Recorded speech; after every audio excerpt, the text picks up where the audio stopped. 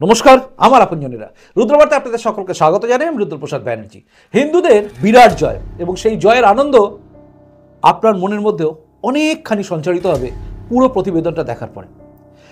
এই দেশের মধ্যে অর্থাৎ সনাতন দেশ ভারতবর্ষের মধ্যে যখনই সনাতন ঐতিহ্য আরও একবার উদ্ধার করার চেষ্টা করা হয় না, তখন বুকের ভেতরে একটা আনন্দ আসে। আর সেই আনন্দটাই আজকে আপনার মধ্যে প্রতিফলিত হবে। কারণ অযোধ্যার পরে কাশী, কাশীর পরে মথুরা, পর পর যেন সমস্ত কিছুই খুলে যাচ্ছে ইতিহাস এবং ফিরে আসছে আমাদের সমস্ত কিছু।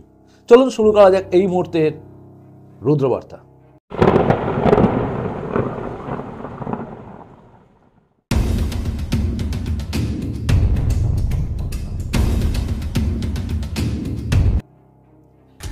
আমরা অর্থাৎ সনাতনীরা, যাদের এই দেশ, যে দেশে সনাতনীরাই এক সময় ছিল, পরে ধীরে ধীরে অন্যান্য ধর্মের লোকেরা ধীরে ধীরে ঢুকতে থাকে এবং আস্তে আস্তে বিভিন্ন ধর্মের বিভিন্ন লোকের মিলেমিশে একটা জায়গায় তৈরি হয়। তারপর ধর্মের ভিত্তিতে খণ্ডিত হয় গোটা দেশ ভারতবর্ষ এবং টুকরো হয় হিন্দু মুসলিম হিসাবে।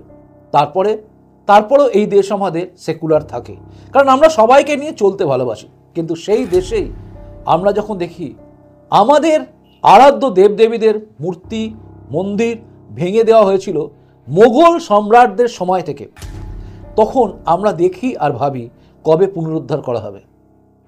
অযোধ্যার ব্যাপারটা কিন্তু মিটে গেছে, অর্থাৎ অযোধ্যায় এবার ভব্য রাম মন্দির তৈরি হচ্ছে। অসভ্য বর্বর দস্যু বাবর থেকে শুরু করে প্রত্যেকেই ধ্বংস করেছে আমাদের বিভিন্ন মন্দির এবং তার জায়গায় তৈরি করে ফেলেছে মসজিদ। এই বিতর্কটা কিন্তু সবসময় থাকে এবং এই বিতর্ক থাকে এই কারণে, কারণ ইতিহাস বলে সে সমস্ত কথা। অযোধ্যার কাজ তো মিটে গেছে, অযোধ্যায় আইন বলে, অর্থাৎ আমরা সবসময় আইনকে বিশ্বাস করি।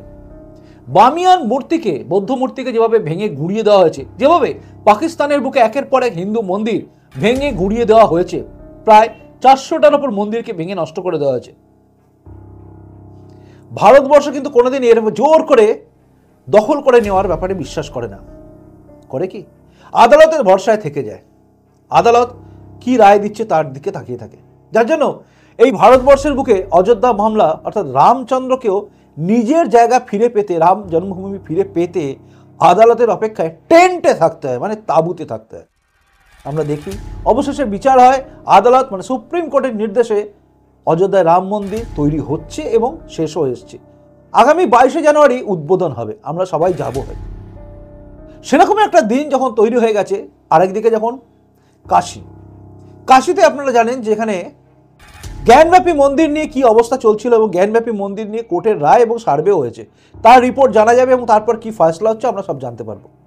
এই সমস্ত যখন চলছিল তখনই কিন্তু মথুরা অর্থাৎ যেখানে শ্রীকৃষ্ণ জন্মভূমি, একদিকে রাম জন্মভূমি, আরেকদিকে ভগবান শিব, আরেকদিকে ভগবান শ্রীকৃষ্ণ অর্থাৎ শ্রীকৃষ্ণের জন্মভূমি। শ্রীকৃষ্ণ জন্মভূমিকে নিয়েও আমাদের চিন্তা ছিল যে সেটা কি হয়, কারণ মথুরাতে শ্রীকৃষ্ণ জন্মভূমি যে মন্দির আছে সেই মন্দিরের পাশে অর্থাৎ জন্মভূমি যেটা, তার পাশে গড়ে উঠেছিল ঈদগাহ দরগা। এই ঈদগাহ গড়ে ওঠা যেটা আওরঙ্গজেব করেছিলেন এবং যেটা করা হয়েছিল কংসের কারাগার ভেঙে, যেটা অভিযোগ। এলাহাবাদ হাইকোর্ট রায় দেয় যে হ্যাঁ এবার ওটা সার্ভে করা হবে, অর্থাৎ ঈদগাহে দেখা হবে আদতে সেখানে কি আছে, ঈদগাহ দরগায় দেখা হবে সেখানে কি আছে, অর্থাৎ সার্ভে করে দেখা হবে সেখানে পুরনো মন্দির কি ছিল, মানে কারাগার কি ছিল নাকি নেই। এবার আসি এলাহাবাদ হাইকোর্টের এই রায়ের পরিপ্রেক্ষিতে কি হবে না হবে পরে আসছি, কিন্তু সবার আগে আসছি এই যে মথুরায় শ্রীকৃষ্ণ জন্মভূমি নিয়ে। আমরা যারা সনাতন ধর্মে বিশ্বাস করি, আমরা যারা জানি যে রামচন্দ্র জন্ম হয়েছিল অযোধ্যায়, কৃষ্ণের জন্ম হয়েছিল মথুরায় কংসের কারাগারে, তাই তো মানেন তো আপনি? সেই কংসের কারাগারটাই কিন্তু ধ্বংস করে দিয়েছিল আওরঙ্গজেব। দেখুন, এই মন্দির তৈরি করার ইতিহাস যদি আপনি দেখেন তাহলে জানবেন শ্রীকৃষ্ণের প্রপৌত্র ব্রজনাথ তিনি কিন্তু এই মন্দির তৈরি করেছিলেন। তারপরে খ্রিস্টপূর্ব 80 থেকে 57, খ্রিস্টপূর্ব মানে যীশুখ্রিস্টের জন্মেরও আগে, 80 থেকে 57, তার মানে খ্রিস্টপূর্ব মানে এগিয়ে আসে, মানে 80টা পরে হবে, 57 মানে আরো এগিয়ে এসছে, মানে কাছে। তো 80 থেকে 57 এই খ্রিস্টপূর্বাব্দের মধ্যে বাসু নামক একজন ব্যক্তি, যিনি একজন বিখ্যাত ব্যক্তি ছিলেন, তিনি কিন্তু এই মন্দিরটাকে পুনরায় স্থাপন করেন, কারণ সে সময় মন্দিরটা ভগ্নপ্রাপ্ত হয়ে গেছিল, মানে ভেঙে গেছিল, সেখানে আবার তিনি তৈরি করেন। এরপরে বিক্রমাদিত্য অর্থাৎ গুপ্ত সম্রাট বিক্রমাদিত্য, তিনি 4th থেকে 5ম শতাব্দীর মধ্যে তৈরি করেন এই বিরাট ভব্য মন্দির। এই মন্দির যে তৈরি করেন সে বিষয়ে কিন্তু সে সময় অর্থাৎ গুপ্ত যুগে ফাইহেন হিউয়েনসাং যখন তারা এই দেশে আসেন, চৈনিক পর্যটক যারা, তারা যখন এসেছিলেন, তারা তাদের লেখা ইতিহাসে যারা লিখেছেন নাকি, তাদের ভ্রমণ গ্রন্থ যারা লিখেছেন, তার মধ্যে কিন্তু এই মথুরার শ্রীকৃষ্ণ জন্মভূমির উল্লেখ ছিল এবং কংসের কারাগারের উল্লেখ ছিল। এরপরে সময় বদলে যায় এবং তারপরে আক্রমণে আসে গজনী, এবং গজনীর সুলতান তিনি এসে এখানকার লুটপাট করেন এবং তিনি বারবার, যেহেতু বারবার মানে 17 বার ভারতবর্ষকে আক্রমণ করেছিল, তখন তিনি কিন্তু এখানে এসে এই দেশে বিভিন্ন মন্দিরকে লুট করে নিয়ে যায় এবং মথুরা মন্দিরকে লুট করে নিয়ে যায় বলে তাদের লেখা বইতে পাওয়া যায়। অর্থাৎ সবই কিন্তু ইতিহাস রয়েছে। এরপরে আবারও একে তৈরি করা হয় এবং ভব্য মন্দির আবারও গড়ে ওঠে। এবার এই মন্দিরের ওপরে কিন্তু চোখ পড়ে যায় আওরঙ্গজেবের, মানে আরও এক দস্যু বর্বর আওরঙ্গজেব, যার কাজই ছিল হিন্দু মন্দির ভেঙে দেওয়া, হিন্দু ধর্মে আঘাত দেওয়া। এই জেহাদি মানসিকতার গোঁড়া ধর্মান্ধ এই আওরঙ্গজেব, যে কখনোই এই সমস্ত মন্দিরকে সহ্য করতে পারত না, বহু মন্দিরকে তিনি ভেঙে দিয়েছেন। অর্থাৎ এই আওরঙ্গজেব বহু মন্দিরকে ভেঙে দিয়েছিল, হিন্দু মন্দির, এবং তার উপরে মসজিদ তৈরি করে দিয়েছিল, কোথাও দরগা তৈরি করে দিয়েছিল, কোথাও ঈদগাহ তৈরি করে দিয়েছিল। আর সেটাই এইটা হয়েছিল, যেটা 18ই জানুয়ারি 1670 সালে আওরঙ্গজেব একটা ফরমান দেন, এবং সেই ফরমান অনুযায়ী এই মন্দির অর্থাৎ শ্রীকৃষ্ণ জন্মভূমি যেটা ছিল, তাই শ্রীকৃষ্ণ জন্মেছিলেন সেই কারাগার, কংসের কারাগারকে ভেঙে গুঁড়িয়ে দেওয়া হয় এবং তার উপরে সেই যে সমস্ত জিনিসপত্র ছিল, অর্থাৎ মন্দিরটাকে ভেঙে যা পাওয়া গেছিল সেটা দিয়ে তৈরি করে দেওয়া হয়, মুখের মাথার উপরে মসজিদ টাইপের সব কিছু, মানে গম্বুজ টাইপের তৈরি করে দেওয়া হয়। এবং যার জন্য আপনারা দেখবেন এখনো পর্যন্ত একই কালারে রয়েছে মন্দির এবং পাশে থাকা এই ঈদগাহ দরগা, এই দুটো একই টাইপের দেখতে রয়েছে কালার, নিচের দিকে কালার সব এক, কিন্তু ওপরে গম্বুজটা করা হয়েছে অন্য। বারবার মানুষকে বোঝানো হচ্ছে আমরা আক্রমণ করেছিলাম, আমরা ভেঙে দিয়েছিলাম, এটার জন্য কিন্তু নিচের স্তম্ভটাকে রেখে দেওয়া হয়, ওপরটাকে ভেঙে দেওয়া হয়। এখনো পর্যন্ত ওখানে নাকি বহু নিদর্শন পাওয়া যায় যেটা প্রমাণ করে দেয় যে সেটা হচ্ছে ওখানে ছিল কংসের কারাগার। তবে এই প্রসঙ্গে মানে এটা যেটা হচ্ছে মানে কি হবে অ্যাকচুয়ালি, এতটা আমি আপনাকে ইতিহাস বললাম যে ইতিহাসের পরিপ্রেক্ষিতে কি কি তৈরি হয়েছিল বা কিভাবে ভাঙা হয়েছিল। এবার আপনি জানুন যে এলাহাবাদ হাইকোর্টে কি রায় দেওয়া হয়েছে, কি বলা হয়েছে। শুনুন এই বিষয়ে। আপনারা সবাই হয়তো জানেন যে অযোধ্যা রাম মন্দির থেকে শুরু করে জ্ঞানব্যাপী মন্দির, আবার মথুরা, সর্বত্রই যারা লড়ছেন সেই বাবা আর ছেলে শঙ্কর জৈন এবং বিষ্ণু শঙ্কর জৈন। এই শঙ্কর জৈন এবং বিষ্ণু জৈন দুজনে মিলে যে লড়ছেন, তার বিষ্ণু জৈনের কথাটা আপনারা একটু শুনুন। दोबारा बोल देना। कृष्ण जन्मभूमि के केस में जो शाही ईदगाह मस्जिद है उसमें एडवोकेट कमीशन के द्वारा सर्वे किया जाए, ऐसी हमारी मांग थी। इसके लिए हमने एप्लीकेशन मूव की थी माननीय इलाहाबाद हाईकोर्ट में।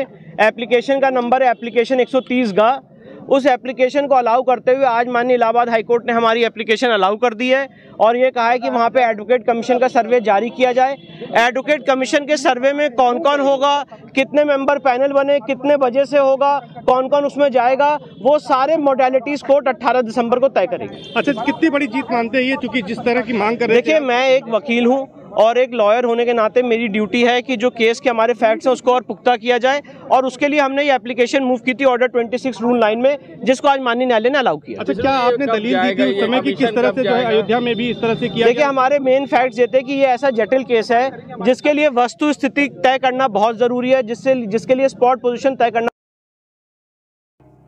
শুনলেন বিষ্ণু জৈন কিন্তু পরিষ্কারভাবে বললেন যে কিভাবে কোর্টের আদেশ দেওয়া আছে, এবার সার্ভে হবে। এটা নিয়েও কিন্তু মুসলিম পক্ষের আপত্তি আছে, তারা এবার এটা নিয়ে সুপ্রিম কোর্টের মুভ করছে, অর্থাৎ তারা মানবে না, তারা তাদের দিকে যাবে। তবে এলাহাবাদ হাইকোর্টের বা যেটা এখন প্রয়াগরাজ হাইকোর্ট হয়ে যাবে হয়তো, তো সেই প্রয়াগরাজ বা এলাহাবাদ হাইকোর্টের রায় অনুযায়ী কিন্তু সার্ভে হচ্ছে এবং এর সম্বন্ধে জানা যাবে 18ই ডিসেম্বর, অর্থাৎ কারা কারা থাকবে, কারা কারা সার্ভে করবে। এবং এই যে প্রমাণ, অর্থাৎ যে প্রমাণগুলো আমি আপনাদের বললাম, যেগুলো বলছিলাম আমি, এগুলো কিন্তু প্রমাণ হিসেবে রয়েছে বিষ্ণু জৈন জানাচ্ছেন, অর্থাৎ তাদের কাছে প্রমাণ রয়েছে যে কিভাবে কি হয়েছে না হয়েছে। শুনলে অবাক হয়ে যাবেন, এই যে মন্দির তৈরি হয়েছে না, এই মন্দিরে একটা ভুয়ো ট্রাস্ট তৈরি করা হয়েছিল আগে, এবং সেই ট্রাস্ট নাকি চুক্তি করে ওই যে পাশে দেখছেন ঈদগাহ দরগা, এবং দরগার সঙ্গে ওটা নাকি চুক্তি করে হয়ে গেছিল যে হ্যাঁ আমরা আপনাদের জায়গা ছেড়ে দিলাম, আপনারা ওখানে থাকুন, আমরা এখানে থাকবো। এই পুরোটাই হয়েছিল মিথ্যে, অর্থাৎ সবটাই মিথ্যে। এই জায়গার যার মালিকানা, মানে এই টোটাল যে সম্পত্তি আছে 13 একর, এই 13 একরের মালিকানা কিন্তু অন্য লোকের। তিনি মালিকানা যার, আর অধিকার করে আছে আরেকজন। ওয়াকফ বলছে তারা নাকি তাদের জায়গা। এইসব নিয়ে লড়াই চলছে। তবে এই লড়াইয়ের মাঝে একটা কথা আমি আপনাদের বলি, এই যে শ্রীকৃষ্ণ জন্মভূমি, আপনি শুনলে অবাক হয়ে যাবেন, গোটা ভারতবর্ষে এতগুলো প্রধানমন্ত্রী হয়েছে তো, এই প্রথম কোনো প্রধানমন্ত্রী গিয়েছিলেন শ্রীকৃষ্ণ জন্মভূমি অর্থাৎ মথুরাতে। এবং মথুরায় যাওয়ার পরে আমরা সব তখনই বুঝেছিলাম যে গেরুয়াময় এই ভারতবর্ষের বুকে নরেন্দ্র মোদী যেখানে যাচ্ছেন সেই জায়গায় পা ফেলা মানে পরিবর্তন অবশ্যম্ভাবী। যাই হোক, তিনি সেখানে গিয়েছিলেন এবং নভেম্বর মাসে তার এই যাওয়ার ভ্রমণটা একবার আপনি দেখুন।